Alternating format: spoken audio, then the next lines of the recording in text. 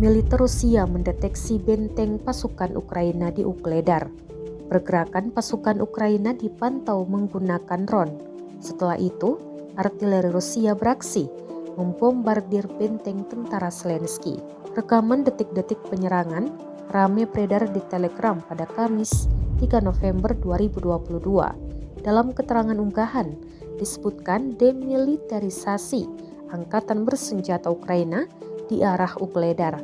Tampak serangan tepat mengenai sasaran. Ledakan dahsyat juga terekam kamera drone Rusia. Diketahui Moskow mencegah pasukan Ukraina menyerbu dan merebut kota-kota lain setelah kehilangan banyak wilayah pendudukan sejak awal invasi.